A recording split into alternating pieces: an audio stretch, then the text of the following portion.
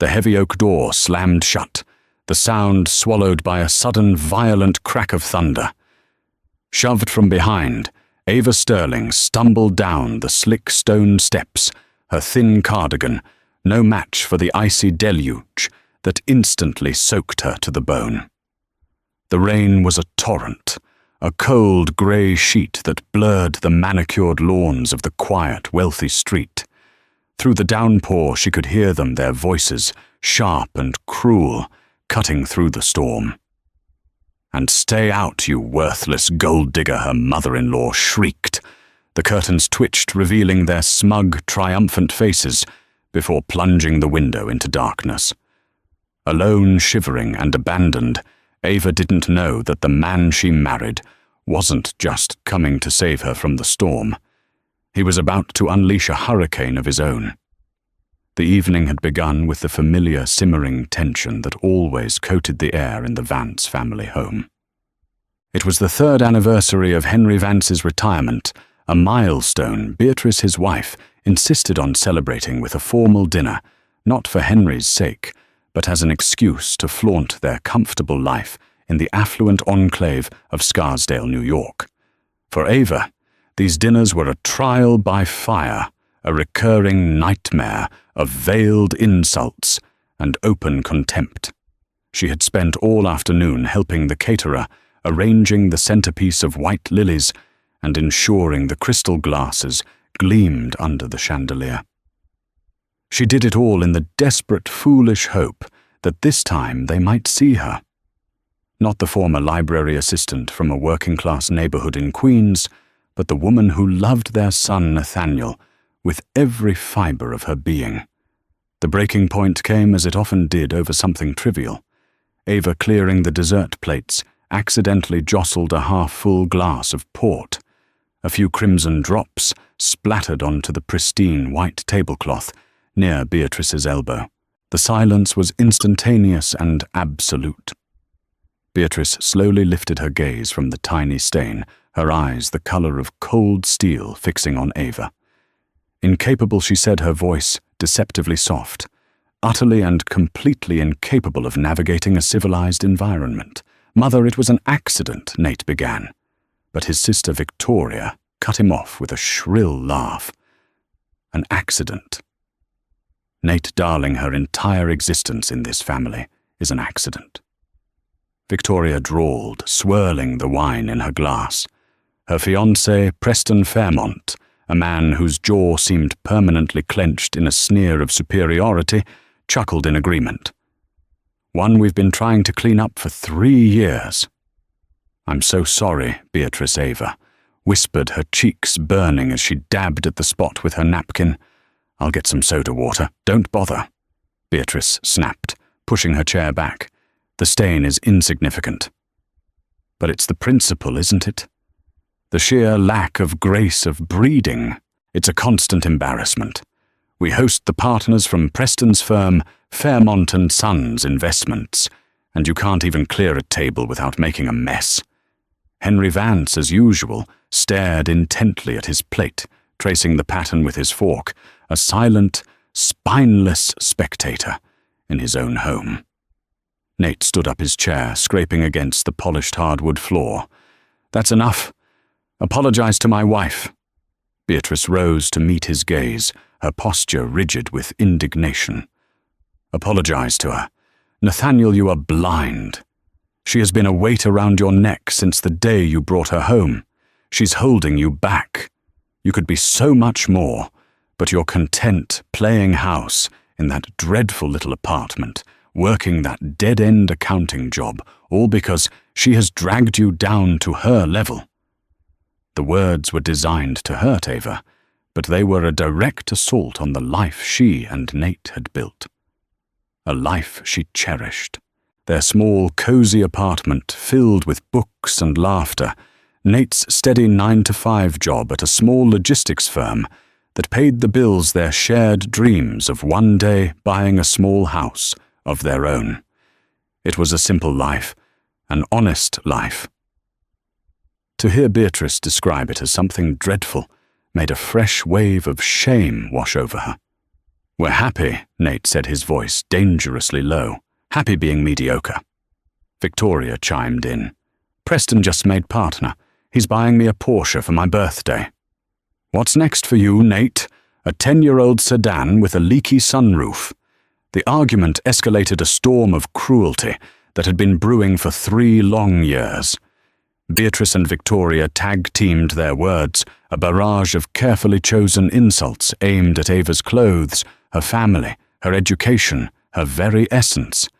They called her a parasite, an opportunist who had trapped their son. Through it all, Ava stood frozen, the soiled napkin clutched in her hand. She felt the tears welling, but refused to let them fall. She would not give them the satisfaction. Finally, Beatrice delivered the finishing blow. "I want you out of my house. Now." "She's not going anywhere," Nate countered, stepping in front of Ava. "Oh, she is," Beatrice said, her face twisted with fury. She moved towards the hall closet, yanking out the thin coat and worn handbag Ava had arrived with. She shoved them into Ava's arms. "You will leave this house, and you will not come back. I will not have my family's name tainted by your presence any longer." "Don't you dare touch her," Nate warned, his body tense. But Beatrice was faster. She grabbed Ava's arm, her fingers digging in like talons, and propelled her toward the front door. Victoria moved to block Nate, while Preston stood by a smirk, playing on his lips, enjoying the show. "Get out!" Beatrice screamed, her voice cracking with venom. She wrenched the heavy door open, revealing the raging storm outside. A gust of wind and rain blasted into the foyer. With a final brutal shove, she pushed Ava out into the night. The door slammed, the lock clicked, the world went dark and wet. For a moment, Ava simply stood there on the top step, the rain plastering her hair to her face, soaking through her dress and cardigan in seconds. The warmth and light of the house were gone, replaced by a profound, chilling darkness.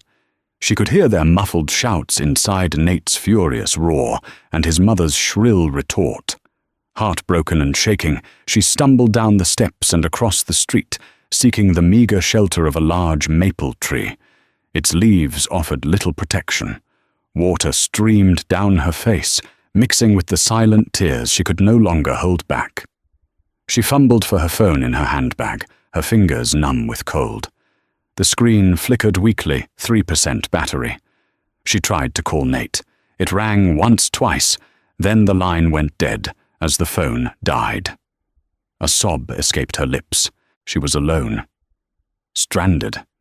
Kicked out into a storm with nowhere to go, cast aside by the only family she had tried so hard to be a part of. She sank onto the wet grass, hugging her knees to her chest, and watched the house across the street, a prison of warm light that held the man she loved. Inside the Vance home, the storm raged on.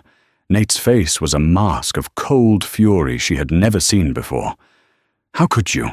He seethed, his voice low and trembling, with a contained violence that made even Beatrice take a step back.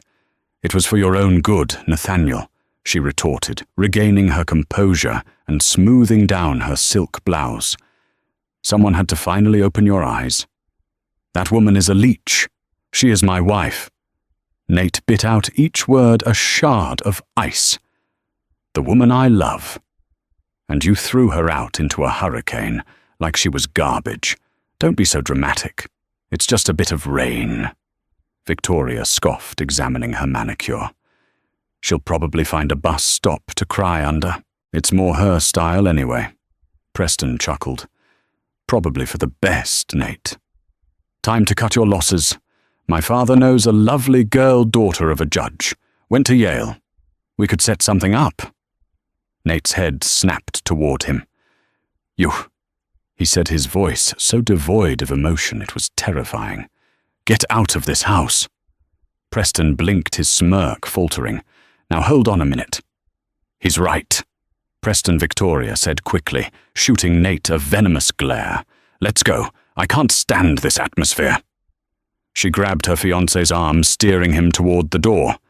As she passed her brother, she leaned in and whispered, "You'll thank us one day, when you finally come to your senses." As soon as they were gone, Nate turned his attention back to his parents. "Henry," he said, and for the first time, Ava's name was replaced with the formal address. "You just stood there. You let this happen."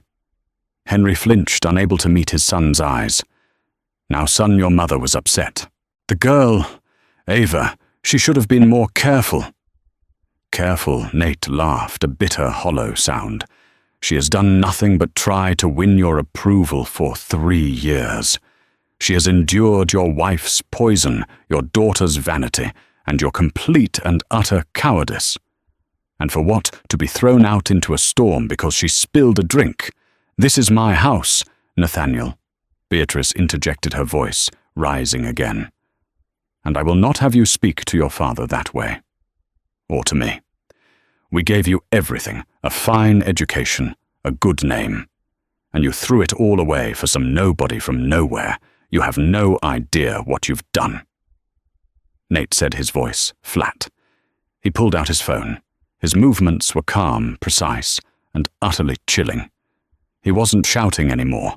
He was something far scarier. He was resolved. "What are you doing?" Beatrice demanded, calling her to apologize. "Don't you dare bring her back here." "I'm making a call," he said, simply, his thumb swiping across the screen, "to arrange my affairs." His mother misunderstood completely. "Good," she said with a satisfied sniff. "Call your lawyer. Start the divorce proceedings. It's the smartest thing you'll have done in years. We'll get this annulled. We'll say she was a fraud. We will erase her." Nate didn't reply. He just held the phone to his ear, his back to them, looking out the front window into the rain-swept darkness. He saw a small, huddled shape under the tree across the street, and his heart clenched. He had to end this. Tonight. For good. "Harrison," he said into the phone, his voice suddenly infused with an authority his parents had never heard. "I have a situation here at the Scarsdale property." "Yes, the family home. I need you to initiate the asset lockdown protocol on the HV Trust, effective immediately. And get the car. Bring the Bentley. I'm at the main house on Crestwood Lane. And Harrison, bring a blanket." He hung up. The silence in the room was heavy with confusion. "What was that?" Beatrice asked, a flicker of uncertainty in her eyes. "HV. Trust, what are you talking about? And who is Harrison, just tying up loose ends?" Nate said, turning to face them. His expression was unreadable. "You wanted me to be more, to live up to the Vance name. Be careful what you wish for." He walked to the front door and opened it, letting the wind and rain whip into the immaculate foyer. He stood on the porch, his eyes fixed on Ava's shivering form across the street. He was waiting. Inside, Beatrice and Henry exchanged a nervous glance. Nate's behavior was strange, erratic. The mention of the HV Trust, the Henry Vance Trust, that provided their comfortable income was unsettling. The command in his voice when he spoke on the phone was unnerving. "He's just upset," Beatrice muttered more to herself than to her husband. "He'll get over it. He always comes around."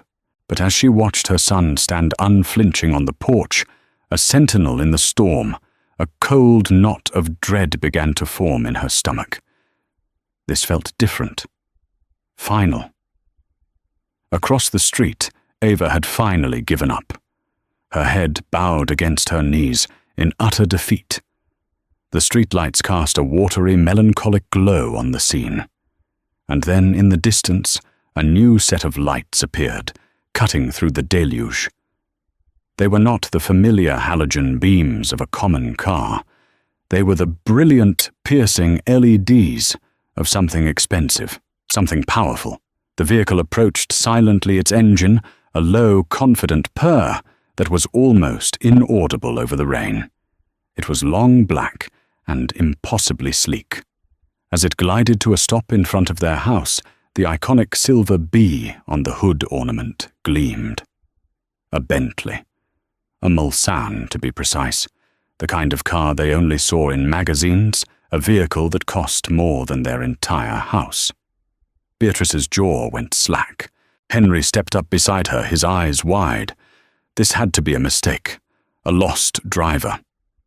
But then the passenger door opened, and a man in a chauffeur's uniform holding a large black umbrella stepped out. He didn't look lost at all. He looked like he belonged.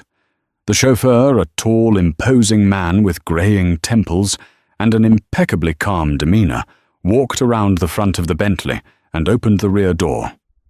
Nate didn't move towards it. He simply gave a slight nod, a silent order, and started walking across the street, directly into the punishing rain. From her miserable huddle under the tree, Ava saw the car and the man getting out. Her first thought was that a kind stranger had stopped to help. Then she saw Nate, his familiar silhouette, cutting through the downpour, and a fresh wave of despair and confusion washed over her. Why was he walking away from that car? Whose was it? Nate reached her in a few long strides. He knelt in the wet grass in front of her, his expensive-looking trousers instantly soaked. The look on his face was one of profound anguish and love. He didn't say a word. He just reached out and gently brushed the wet hair from her cheeks. His hands were warm against her icy skin. "Ava," he whispered, his voice thick with emotion. "I am so sorry. For everything. For letting it go on this long." Before she could respond, the chauffeur, Mr. Harrison, was beside them, the huge umbrella shielding them from the worst of the storm. He draped a thick cashmere blanket around Ava's shaking shoulders. It was the softest, warmest thing she had ever felt. "Let's go home," Nate said softly, helping her to her feet. She was unsteady, her limbs stiff from the cold. He wrapped one strong arm around her, supporting her weight as he led her toward the gleaming black car. Back on the porch, Beatrice and Henry watched, utterly dumbfounded. This was a scene from a movie, not their quiet suburban street. "Nathaniel!" Beatrice finally found her voice, shouting over the roar of the rain. "What is the meaning of this? Whose car is that? What is going on?" Nate paused just before the Bentley's open door. He turned his head slowly, and his gaze locked with his mother's across the rain-swept lawn. The quiet, unassuming sun was gone. In his place stood a man of immense power and chilling authority. The streetlights caught the cold fire in his eyes. "You wanted to know what I'd do for a living, Mother." He called out, his voice cutting through the storm with effortless clarity. "You were so disappointed in my dead-end job at the logistics firm. It's called V Corp Global. I own it. It's a minor subsidiary of Vance Consolidated Holdings, a company my grandfather, Edward Vance, left to me. To me and me alone."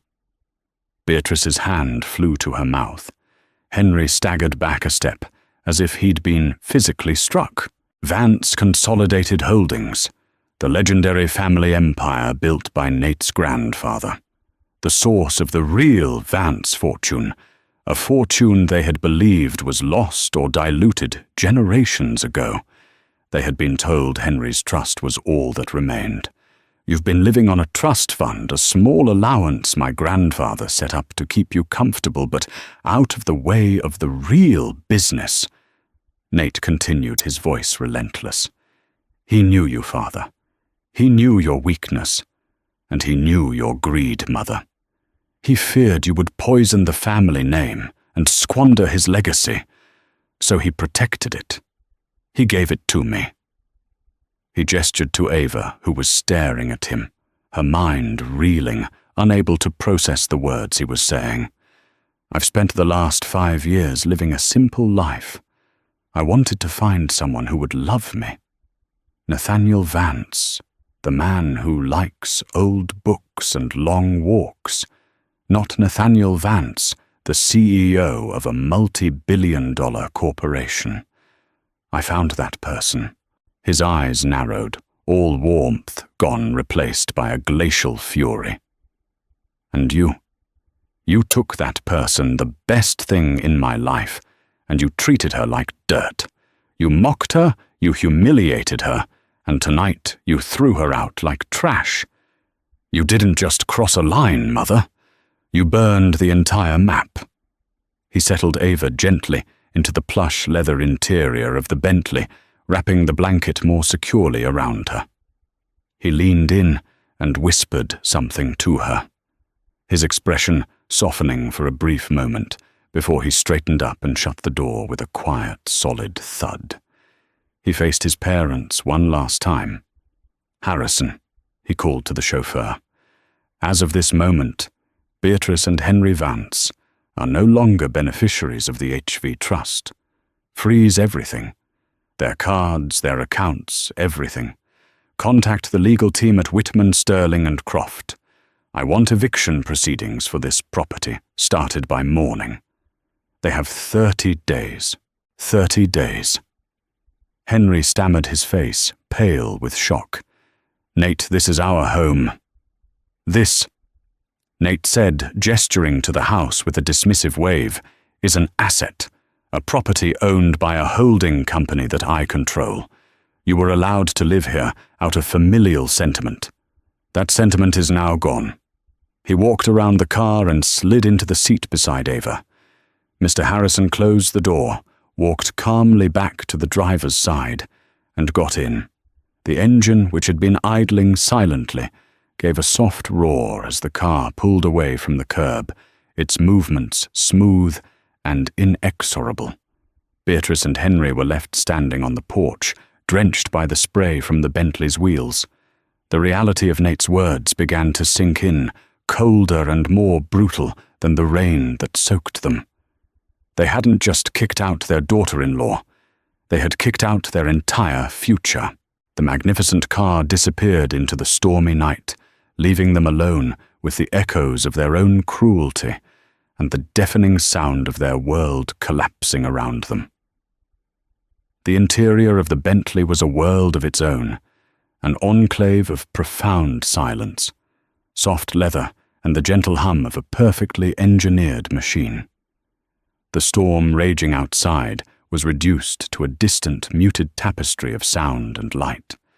Ava was cocooned in the cashmere blanket, but a different kind of chill, the shock of revelation, had settled deep in her bones. She stared at the man beside her, the man she thought she knew better than anyone. He was the same Nate, yet he was a complete stranger. The lines of his face were the same, but the quiet, easygoing demeanor had been replaced by a hardened, resolute expression she had never witnessed. He was watching her, his eyes filled with a mixture of apology and apprehension. "Ava," he began, his voice softer now, tentative. "I know this is a lot." She couldn't form words. 1,000 questions swirled in her mind, a chaotic vortex of confusion. A multi-billion-dollar corporation, a subsidiary, he owned this car. His parents living on an allowance. None of it made sense. It felt like a fever dream, a bizarre fiction her cold-addled mind had concocted. She just shook her head slightly, pulling the blanket tighter. The warmth was the only thing that felt real. Nate seemed to understand. He reached over and took her hand, his fingers lacing through hers. "Just let me get you home. I'll explain everything, I promise. Home." She had thought their little one-bedroom apartment was home. Where was he taking her now? The drive was long, though she had no concept of time. They left the familiar streets of Scarsdale behind, merging onto a highway that swept them north. The rain began to subside, leaving the world washed clean and glistening under the city's distant glow. They exited the highway and entered a different realm entirely. This was Greenwich, Connecticut, a place she had only read about, known for its sprawling estates and old money dynasties. The streets were wide and lined with ancient trees their branches forming a canopy overhead. Stone walls elegantly crafted and imposing guarded properties hidden from view. There were no streetlights here, only the soft, tasteful illumination spilling from the gates of unseen mansions. Mr. Harrison slowed the Bentley and turned onto a private road, marked by a discreet, unlit sign, Hawthorne Crest. The road wound upwards for another half-mile before terminating at a set of monumental wrought-iron gates flanked by stone pillars. As they approached, the gates swung open silently, automatically, as if welcoming to their master. Beyond the gates lay a scene of breathtaking beauty. A long circular driveway paved with crushed stone swept around a central fountain where a bronze statue of a stag stood poised. And at the end of the drive, nestled amidst acres of manicured gardens and dark woods, was the house. It wasn't a house. It was a mansion. A sprawling 3-story edifice of grey stone and slate with ivy climbing its walls and dozens of mullioned windows that glowed with a warm, welcoming light. It looked like something out of an English fairy tale, a place of history, power, and unimaginable wealth. The Bentley glided to a stop under a grand portico. Mr. Harrison was out in an instant, opening Ava's door. Nate came around to her side, his hand outstretched. She took it, her legs feeling weak, as she stepped out of the car and onto the stone steps. She tilted her head back, trying to take it all in, the soaring roof line, the carved oak doors, the sheer, impossible scale of it all. This couldn't be real. Nate, her Nate, the man who worried about their credit card bills and meticulously budgeted for their vacations, could not possibly belong to a place like this. Nate. "What is this place?" she finally managed to whisper, her voice trembling.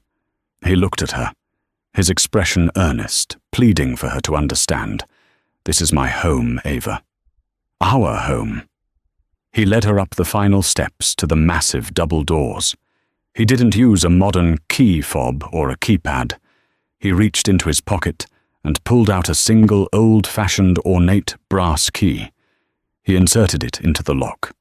The sound of the tumblers turning was loud and definitive in the quiet night air. He pushed the door open, revealing a breathtaking foyer. A grand staircase with a carved mahogany balustrade curved upwards into the shadows. The floor was black and white marble, polished to a mirror, shine reflecting the light of a colossal crystal chandelier that hung from the coffered ceiling 2 stories above.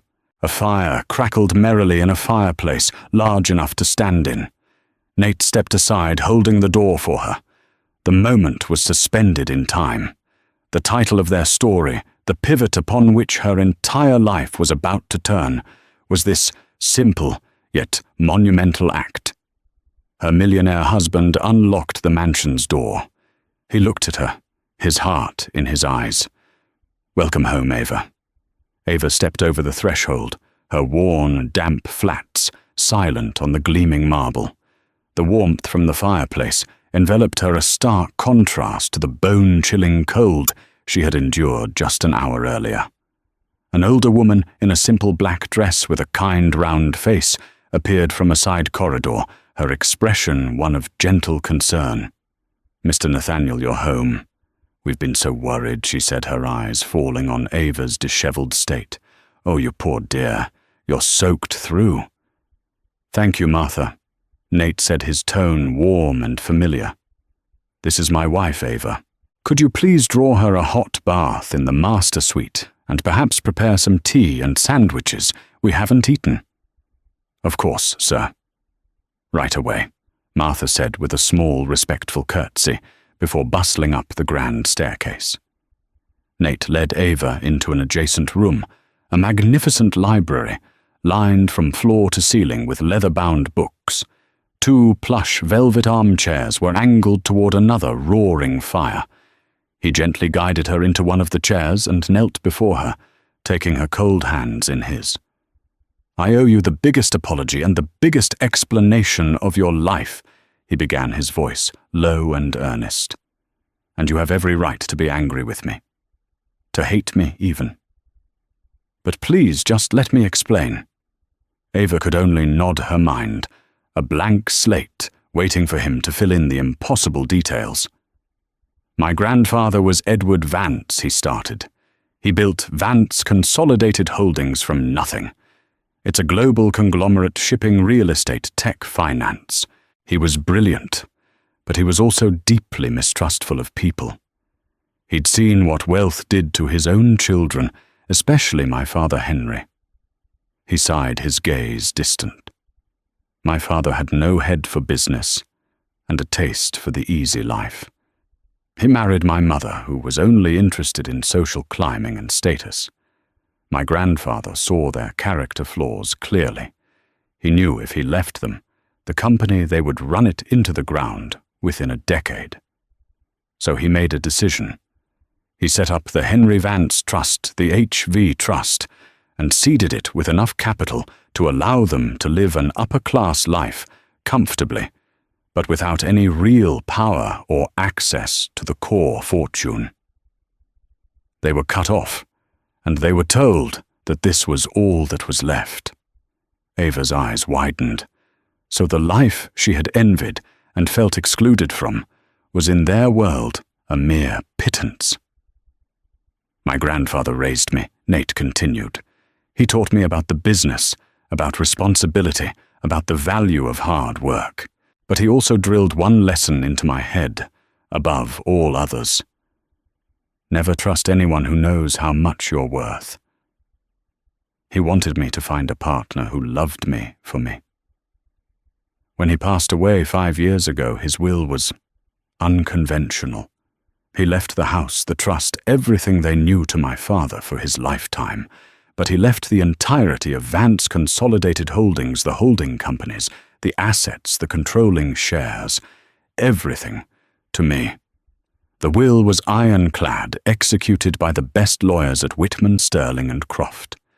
He looked down at their joined hands. So I did what he asked. I created a new life. I took a job as a junior accountant at V Corp Global, a small logistics firm I secretly acquired through a holding company, just to have a plausible backstory. I rented the apartment. I bought a used car. I became Nate Vance, average guy. And then I walked into a library in Queens to research a small acquisition. And I saw you. You were sitting at the reference desk, so focused on a book, with a little smile on your face. And my whole world just stopped. Tears welled in his eyes. You were the most real person I had ever met. You didn't care about brand names or fancy restaurants. You loved rainy days and old movies. You loved me, the me I wanted to be. Marrying you was the only honest thing I felt I had ever done. But you let me. You let them. Ava's voice was a hoarse whisper. I know, he said, his face etched with shame. And I will never forgive myself for it. At first I just wanted to keep my secret, to protect us, to build a life away from all of this. He gestured around the opulent room. But their cruelty to you, it grew. It became a sickness. I kept telling myself I'd tell you, I'd step in. But a part of me, the part my grandfather created, needed to know for sure. I needed to see just how far they would go. I had to know beyond any shadow of a doubt that they were not worthy of being in our lives. It was a test, Ava, but it was a test for them, never for you. And tonight they failed spectacularly. Kicking you out. That was the point of no return. I was waiting for them to do something unforgivable, something that would give me the moral justification to do what my grandfather always knew I'd have to cut them out. Completely. He squeezed her hands. I am so sorry I put you through that. It was a terrible, cruel way to reach this conclusion, and you were the one who paid the price. I should have protected you sooner. Ava looked around the magnificent room at the fire, at the man kneeling before her. his heart laid bare. The betrayal was real, a sharp sting of deceit. He had lied to her for years. But the love in his eyes, the shame in his voice, that was real too. He hadn't lied about who he was, only about what he had. He was still the man who made her laugh, who held her when she cried, who listened to her dreams. He had simply been wearing a costume. And in a strange, terrifying way, she understood. She had seen the ugliness of his family up close. She had seen what the desire for wealth had turned them into. Perhaps this grand, complicated deception had been the only way for Nate to find a love that wasn't transactional. Martha reappeared at the doorway. "The bath is ready, Mom." Nate helped Ava to her feet. "Go," he said softly. "Get warm. We have the rest of our lives to talk about this. The rest of our lives to build a real home, right here. Together." As she walked up the sweeping staircase, the scale of her new reality began to dawn on her. She had been kicked out of a comfortable suburban house only to find she was the mistress of a castle. Her simple life was over. The story of her and Nate, the one she thought she knew, was just the prologue. The morning after the storm was unnaturally bright, the sunlight sharp and unforgiving. For Beatrice and Henry Vance, it illuminated the full extent of their ruin.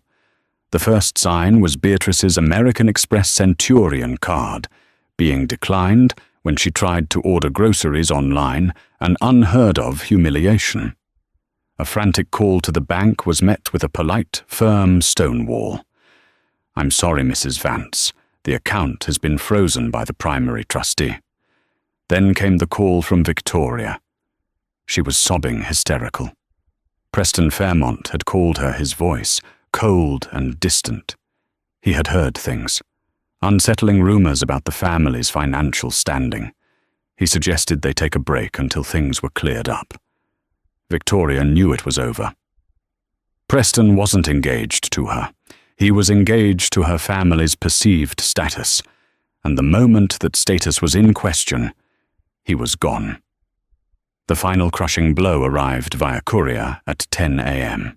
It was a thick envelope bearing the letterhead of Whitman, Sterling and Croft, a law firm so powerful and exclusive that even Beatrice had only ever heard of it in whispers. Inside was a formal notice of eviction, citing the termination of their residency agreement for the property on Crestwood Lane. It was signed with cold, impersonal authority by the sole trustee and owner of the property's holding company, Nathaniel Vance. Beatrice collapsed into a chair, the papers fluttering from her lifeless fingers. "He's doing it," she whispered in disbelief. "He's actually doing it." Henry, who had been pacing the living room like a caged animal, snatched the letter. His face, already pale, turned a ghastly shade of grey. 30 days. Where will we go? What will we do? "We'll call him Beatrice," shrieked, scrambling for her phone. "We will call him, and we will make him see reason." But Nate's number went straight to voicemail. So did his old apartment's landline. They were blocked, utterly and completely cut off. Desperate, Beatrice drove to the Scarsdale address for V Corp Global Nate's office, only to find a small leased workspace that had been vacated that very morning. The receptionist told her Mr. Vance's company had terminated their lease, effective immediately. It had all been a stage a prop in the elaborate play of his life, and now it was gone. Their social circle, a world built on whispers and appearances, turned on them with brutal speed. News traveled fast among the elite. The story, twisted and sensationalized, was that Henry and Beatrice were frauds living on the scraps of the real Vance fortune, which their disowned son controlled. They were pariahs overnight. The phone, which usually rang with invitations to charity luncheons and golf games, was deathly silent. Meanwhile, in a sleek, top-floor boardroom on Park Avenue, the real Nathaniel Vance was taking his throne. He had called an emergency meeting of the board of Vance Consolidated Holdings. The board members, old, powerful men who had been loyal to his grandfather, had only known him as the quiet, observant heir who attended quarterly meetings. Today they saw someone new. Dressed in a bespoke Brioni suit, Nate commanded the room with an incisive intelligence and ruthless clarity that left them stunned and impressed.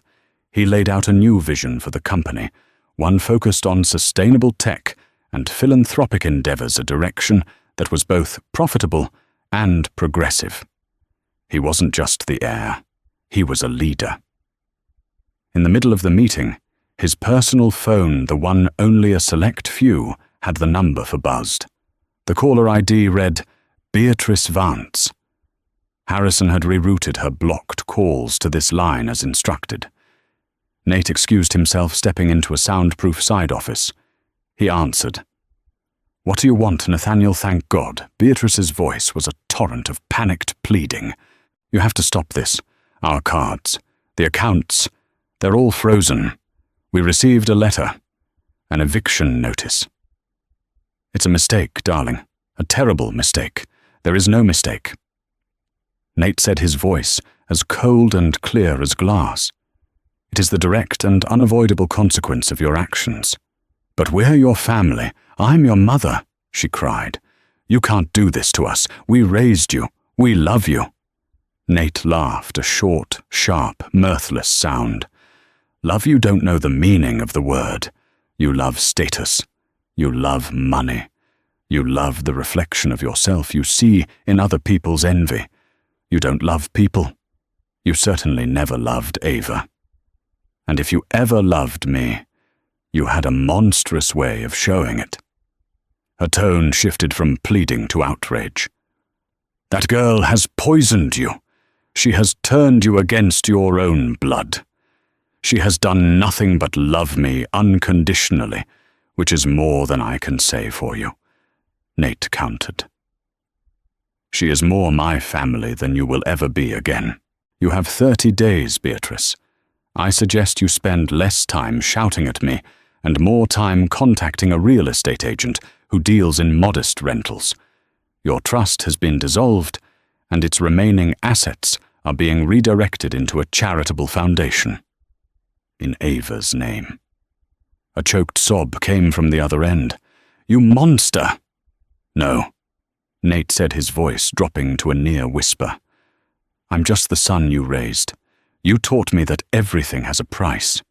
You taught me that people who are not useful should be discarded. I'm finally putting your lessons into practice. Goodbye, Beatrice." He hung up before she could reply and blocked the number for good. He stood for a moment, looking out the panoramic window at the sprawling city below. He felt no triumph, no joy. Only a profound, aching sadness for the family he could have had, and a steely resolve to protect the family he had chosen. His reckoning was complete. The weeks that followed were a period of surreal adjustment for Ava, a slow, disorienting swim toward the surface of a new reality. Living in the Hawthorne Crest mansion was like inhabiting a dream she couldn't quite believe was hers. She would wake up in a vast, canopied bed, the morning light filtering through towering windows that overlooked acres of misty gardens, and for a fleeting moment she'd expect to see the familiar, cracked ceiling of their tiny queen's apartment. The silence was the most jarring part. It was a deep, profound quiet, broken only by the distant chime of a grandfather clock, or the soft footfalls of staff on thick Persian rugs. It was the silence of immense space, a stark contrast to the lively, comforting hum of city life she had always known. She felt like a ghost in her own life, an imposter wandering through halls that echoed with a history she had no part in. The staff, led by the kind and ever-discreet Martha, treated her with a gentle, deferential respect that felt like a costume she was unworthy to wear. One morning, craving a piece of normalcy, she tiptoed down to the cavernous kitchen, a gleaming expanse of stainless steel and marble, intending to make herself a simple piece of toast. She was confronted by a bewildering array of appliances, including a 6-slice toaster that looked more complex than a car engine. As she fumbled with the settings, the head chef, a formidable Frenchman named Jean-Pierre, emerged, and with a pained but kind expression, gently took the bread from her hands. "Allow me, Madame Vance. It would be my honor." Defeated, she watched as he prepared her toast with the focused precision of a surgeon, serving it on a porcelain plate with a small pot of hand-churned butter. She ate it in the vast, empty dining room, feeling smaller and more lost than ever before. To combat the creeping sense of unreality, she began to explore. Deep in one wing of the house, she discovered a small forgotten conservatory, its glass panes dusty, and its tiled floor covered in leaves. A few neglected orchids and ferns drooped sadly in their pots. Here, finally, was something broken she could fix. She spent her afternoons there, cleaning the glass, looking up the proper care for the plants, and carefully nursing them back to health. With her hands in the soil, the smell of earth and green things in the air, she felt a piece of her old self return. This small, sunlit room became her sanctuary, a corner of the vast estate that felt truly hers. It was in her conservatory, a few weeks into her new life, that Nate found her for the conversation that would define their future. He found her repotting an orchid, her brow furrowed in concentration. He watched her for a moment from the doorway, his heart aching with a familiar mix of love and guilt. "I was wrong," he said, his voice making her startle. "The way I did it. It was wrong and cruel. You paid the price for a test that was never meant for you." Ava carefully set down the orchid, wiping the soil from her hands onto her jeans, an old, comfortable pair she had insisted on keeping. She turned to face him, her expression unreadable. "I have to ask you something, Nate, and I need you to tell me the absolute truth." He nodded his gaze, unwavering. "That first day when you met me in the library, was that real? Or was I just the first girl you saw who wasn't wearing a designer handbag? Was I part of your experiment from the very beginning?" The question hung in the air, raw and vulnerable. It was the fear that had haunted her sleep, the worm of doubt that chewed at the edges of her happiness. Nate closed the distance between them, his face etched with earnest pain. "No. God, no, Ava. Seeing you was the only part of that life that wasn't an act. I went to that library to get a book on urban redevelopment for a potential acquisition. I was sitting at a table, bored out of my mind, and I looked up, and there you were at the reference desk. You were reading a book of poetry, Pablo Neruda, and you had this little secret smile on your face, like you knew something the rest of the world didn't. You weren't trying to impress anyone. You weren't looking around for attention. You were just there, happy in your own world. And I knew in that exact moment that I wanted to be in that world with you." He reached for her hands, his grip firm and steady, keeping the secret. At first it felt necessary, a shield, but as I fell more in love with you, it became a prison. Every time you'd worry about us making rent, every time you'd pass up on buying a new coat so we could save a little extra, it was a knife in my gut. I hated myself for it. I was a coward. I was so afraid of what the money would do to us, so afraid of my family's influence, that I hid. And I let you stand on the front lines and take all the hits. It was unforgivable. "So why didn't you stop them sooner?" she whispered, the last of her defenses crumbling. "Because I saw what they were doing to you, and I hated them for it with a clarity that scared me," he admitted, his voice thick with emotion. "And my grandfather's warnings, they were like a ghost in my head. He always said, people like your mother, you can't just trim the branches, you have to pull the whole rotten tree out by the roots. I was waiting for the moment when I knew without a single doubt that they could never be redeemed. The moment they threw you out into the rain, that was it. That was the moment the roots were exposed. But I should have seen it sooner. I should have protected you. I broke your trust, Ava, and I will spend every day for the rest of my life earning it back if you'll let me. Tears streamed down her face as she looked into his eyes and saw not a billionaire heir, but her Nate, the man she loved, flawed and repentant.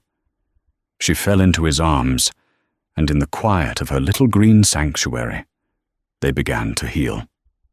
A week later, Nate told her he had something important to show her. Instead of turning to the office suite in the mansion, Mr. Harrison drove them into Manhattan, pulling up before a gleaming skyscraper on Park Avenue. This was the headquarters of the Edward Vance Foundation. The offices were sleek and modern, but buzzed with a quiet, focused energy. Nate led her to the director's office, a corner suite with breathtaking views of the city. An elegant, silver-haired woman in her late 60s with sharp, intelligent eyes rose to greet them. "Ava, this is Eleanor Albright," Nate said. "Mrs. Albright was my grandfather's most trusted advisor and has been the acting director of the foundation since his passing." "It's an honor to meet you, Mrs. Vance," Mrs. Albright said, her handshake firm, her appraisal of Ava swift and discerning. "Nathaniel has told me he wishes for you to take over as the permanent director." Ava felt a blush creep up her neck. I don't have any experience running a foundation. I was a librarian. Your husband's grandfather had a saying.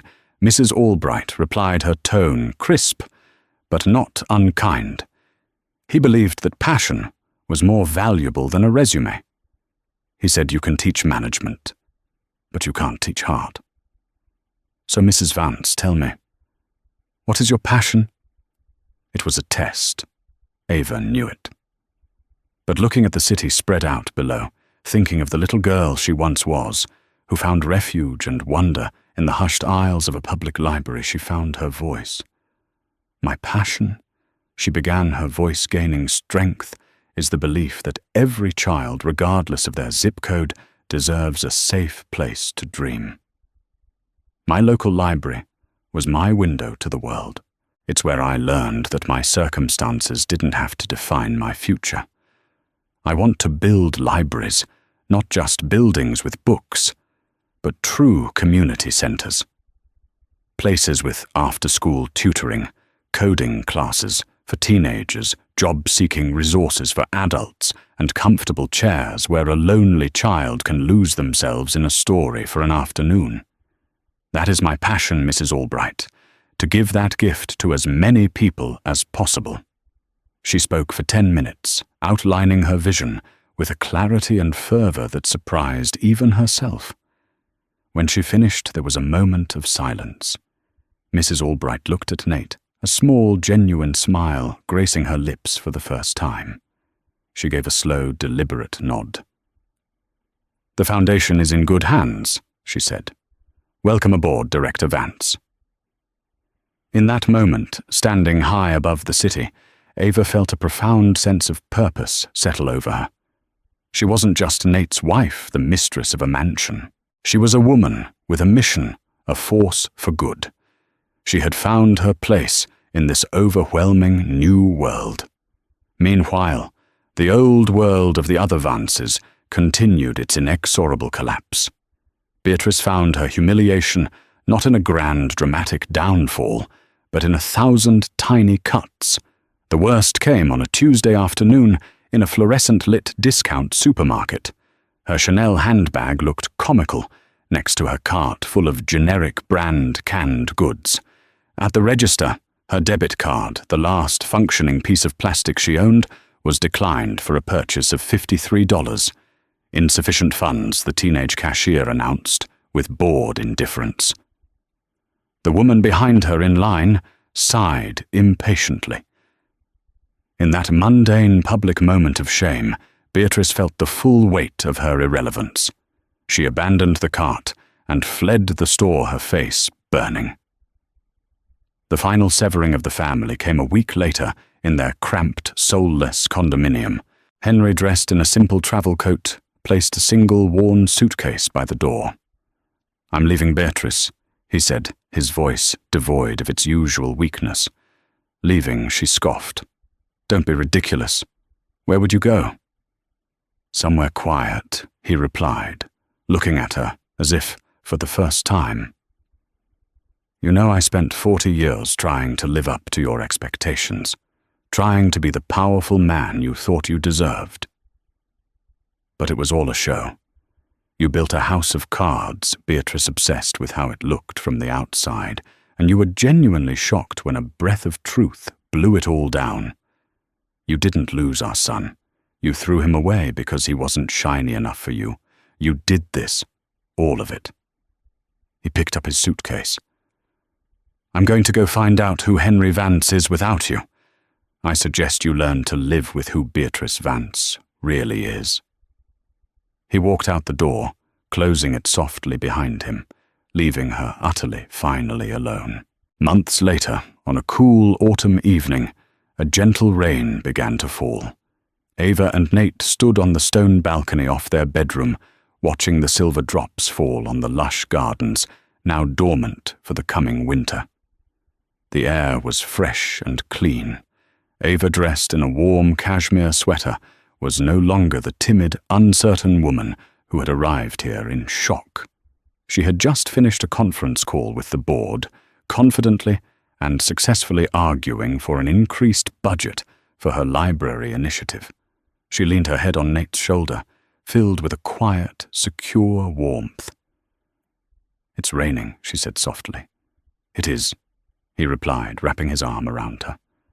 "I used to hate the rain," she mused, looking out into the misty darkness. "That night, the storm, I thought it was the end of everything. But it wasn't an ending, was it? It was a flood. The kind that washes everything away. The lies, the pain, the pretense, making room for something new to grow." He turned her to face him, cupping her cheek in his hand. "You are the strongest person I know, Ava Vance. You survived my family. You survived my lies. And you're building a legacy that will outshine all of this." He gestured to the grand house behind them. "What do you say we fill this big old place with our own noise, with laughter? Maybe one day with the sound of our own children's footsteps." A radiant smile spread across Ava's face. "I'd like that," she whispered. "I'd like that very much." He kissed her, then a kiss that held the promise of a shared future. The gentle rain fell around them, no longer a symbol of despair, but a blessing, a quiet hymn to their new beginning. They had faced the tempest and emerged not just unscathed, but reborn, ready to build a life defined not by the name Vance, but by the unwavering strength of their love. In the end, this wasn't just a story about a hidden fortune. It was a story about true worth. It shows us that a person's value is not measured by their bank account or their social standing, but by the content of their character and the depth of their love. Ava, who was deemed worthless by those obsessed with material wealth, proved to be the most valuable treasure in Nate's life.